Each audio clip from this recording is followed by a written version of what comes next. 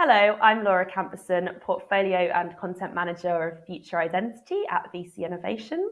And you join me today as we're counting down to the Future Identity Festival, which will be taking place on November 15th and 16th.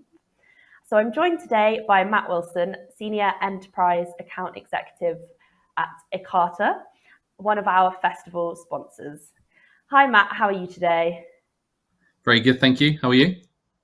Yes, very well, thank you. And thank you for joining me. And can I start by asking you, Matt, to introduce yourself and also to just tell us about Ekata and what it is that you do, please?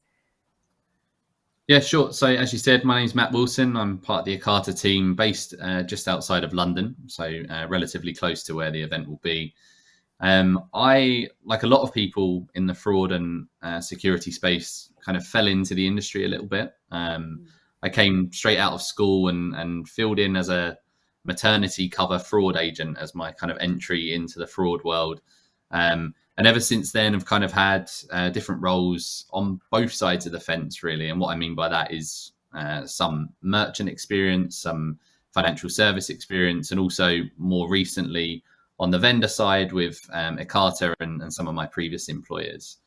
That's about 10 years worth of experience now within the space, and certainly an area that I start to feel like I might actually be becoming a bit of an expert in, which is not the intention when I first brought myself into the industry. In terms of Ekata, we as a company aim to be the global standard in digital identity verification. So our real primary focus is on high scale, very low latency transaction processing. So we do that to combat cyber fraud, but also provide this frictionless customer experience, which we often speak about as a side part to this industry that we're in today. We service over 1,000 customers all over the globe from different industries, so financial services, e-commerce, global payment providers, and any others that you can name. I'm sure we're helping in some way or another. And to do that, we focus on 5 core data elements. So we focus on the individual that you're interacting with on your site, or our customers are interacting with on their site. And those data elements are the name, address, email address, phone number, and IP address of the consumer. We then use a whole slew of information to understand exactly what risk is behind that data and how we can help our customers prevent fraud, and again, create that frictionless customer experience with it as well. No, thank you, Matt, for that introduction. I think I'd say that I kind of fell into identity and fraud in terms of content production in that area as well. So I totally get where you're coming from there. And that was a great introduction. We're really looking forward to hearing more and seeing Ekata participate in the festival in November. One of the major aims really behind that event is market education. Because when it comes to all of the things that you just mentioned, cyber fraud and security, identity verification, I think businesses across the global economy really face quite a constantly evolving threat landscape. Fraudsters rapidly adapt their tactics. And I'm wondering, what are some of the significant fraud trends that you're currently identifying at the moment? Yeah, I mean, like probably a lot of us in this room, I think the increase in fraud resulting from synthetic identities, stolen identities, and account takeover are probably at the top of many of our lists. And I think there's quite a lot of different reasons for that. We feel it's a result of a couple of things, and I'll kind of talk about a couple of those, which should be one with social engineering and data breaches just happening so frequently now. Unfortunately, the real harsh reality or reality in a lot of people's minds is that our data is out there. Our data is available in the dark web, right? So my name, your name, unfortunately, are out there for fraudsters' use. So from our point of view, the people in this room's point of view, we have to obviously adapt to that and make sure that we're kind of keeping up, as you quite rightly said, with these evolving threats that are coming into the world of fraud. Mm-hmm. And we think as well, with the accessibility of computing power these days, the sophistication of a fraudster has gone up with that, right? So what I mean by that is that computers, phones, smartphones, however you want to word it, are all becoming more and more available to more of the world. And with that becomes sophisticated fraudsters, and it also comes with this computer savviness that has increased drastically over time as well. So again, us on the other side of the fence have to ensure that we're keeping up with the evolving trends, evolving fraudsters that come with it. The final one I'd kind of point out, I think, as an increase for the industry, and I think probably everyone would tend to agree, is this increase in first party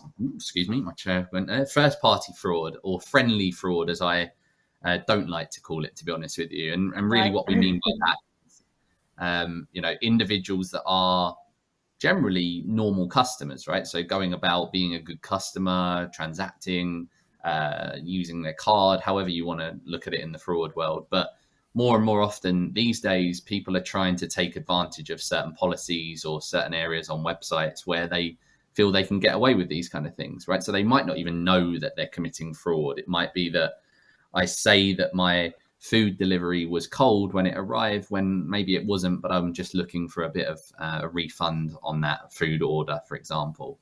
All of these things come with risk, and obviously a fraud loss as well. So we see that as being a real trend that's on the increase, and one that is a challenge for the industry, because how do you compare good versus bad in that world? When we bring it back to Ekata, thankfully we have data points that are specifically for the synthetic identities to be able to kind of spot this activity, right? So remembering we focused on those 5 data elements that we referred to earlier, and often fraudsters aren't able to bypass all of the 5 data points that we're referring to. So we can alert our customers to this kind of activity, fingers crossed, preventing identity fraud and reducing those numbers for our customers.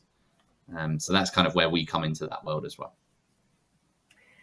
Yeah, fascinating. I think clearly there's a whole range of different and evolving threats there from kind of quite different levels, of risk as well. And I think very, very clear why it is that sophisticated identity verification and risk management techniques are really, really needed to mitigate those threats. But I wanted to come back to something that you mentioned in your introduction, which was that you also focus on this frictionless identity management, which is, as you said, something that's often spoken about. And when it comes to the financial sector, I think things are changing so rapidly. We continue to see an increase in neobanks and challengers who do really offer that is kind of their core product, that frictionless experience. But what about the incumbent banks and other financial institutions? How can they adapt their approaches to fraud management and to customer authentication for this digital future, really? Yeah, good question. I think for us, I think the key we see in this industry, and probably every industry, but specifically this one, is being able to take a real risk-based approach at understanding if the person they're dealing with is really who they say they are. So, digital first is a term that gets thrown around very frequently these days in that industry alone, and for good reason. We're all, I can't personally leave the house without my phone now. So having all of my digital kind of priorities at the top of banks' mind is a great thing. But what that means is there's a risk that comes with it as well, right? So good customers now, as you quite rightly pointed out, expect this kind of most seamless and user-friendly journey, like the neobanks and the challenger banks that are providing it today. So at any point of the customer life cycle, I expect to be able to do it quickly and smoothly. However, on the other side of things, they don't want to risk losing that kind of level of security or fraud prevention that comes with it as well. So it's kind of finding that very fine balance on that one. So by providing this kind of faster service for good customers, it's imperative that the fraudsters, in my mind at least, are given the complete opposite experience, right? So having a good indication if an identity is behaving in a normal pattern for that individual becomes even more important, which is where the sheer volume of transactions that Ekata sees in our world and the innovative machine learning that we have in place comes into play, right? So we start to understand what good looks like, which is 98, 99% of the time going to be the case. But we also start to learn what bad looks like as well. So we want to make sure that we're enabling neobanks, larger banks, the ability to do that in their world as well. Yeah, no, I like that sort of a fast experience for good actors and the opposite, as you say, for bad actors. So I think it sounds like the technology is definitely out there to help businesses and financial institutions to find that balance and to manage that risk as well as that expectation on experience. But there's so many different identity solutions out there on the market. So I'm just wondering, Matt, what do you think it is that makes for a really successful partnership with a tech provider, an identity tech provider? How easy is it for established businesses to introduce these new technologies such as digital identity verification and fraud management into their existing technology structures? For example, are maybe APIs important in enabling this innovation in identity for businesses out there? Yeah, for sure. I was going to point towards APIs being a big part of how customers are able to kind of implement this technology in a fast and seamless kind of way, really. So yeah, absolutely. APIs allow merchants, banks, whoever to create this kind of required dynamic processes that allow them to add friction. Again, as I said to you earlier about adding friction to their journeys with a risk-based approach. Risk-based approach is a term that I think is vital in this industry, being able to understand when you need to implement these controls, etc. Enabling good users to enjoy the best possible user experience while then adaptively incrementing the friction in the process to weed out the bad ones is kind of where APIs and our technology are able to kind of help in that scenario.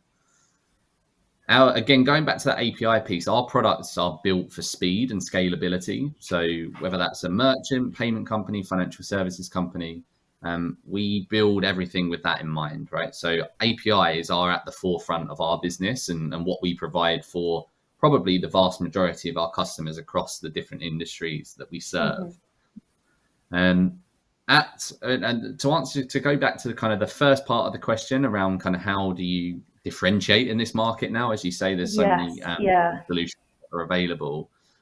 One of our kind of operating imperatives, as we call them within Ekata, is to build enduring customer relationships. So when we talk about what makes a successful partnership for us, we really believe that actually getting in front of our customers, keeping our ears to the ground and really understanding what it looks like from a fraud perspective as well. That's a big part of what we do and how we like to differentiate ourselves in the market. Ultimately, having those relationships, we feel helps us to stand out from the crowd a little bit, because we feel that we really dig into our customers' problems at times, I won't lie, and are able to kind of point them in the right direction to help them smooth those little bumps along the road. Let's put it that way. Yeah, absolutely. So all about enabling that adaptive, technology deployment and building that relationship as well, as you say, to help with those challenges. Great. So thank you so much, Matt, for your time today. I'm really looking forward to continuing this conversation at the festival. I know you're going to be joining us on stage, and Ekata joining us in the expo as well. And for anyone who doesn't know, we really think of the festival as an experience rather than just an event. So when you're not at your expo booth, Matt, do you think you'll be heading straight to our barista bar, our smoothie station, or to the craft beer bar? This is a tough question to answer. This is probably the hardest question so far. Exactly. So I'm all about balance in life, to be honest with you. So I'll make the most of all the facilities. All of it, yes. I'll let you decide which one will be my favourite. I'm sure you'll probably catch me at each and every one of them throughout the day.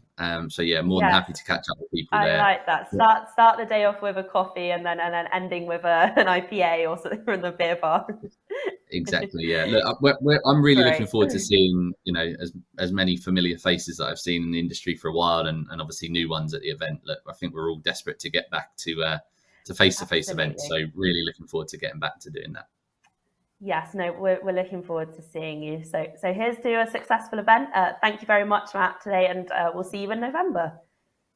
Thank you very much. See you soon.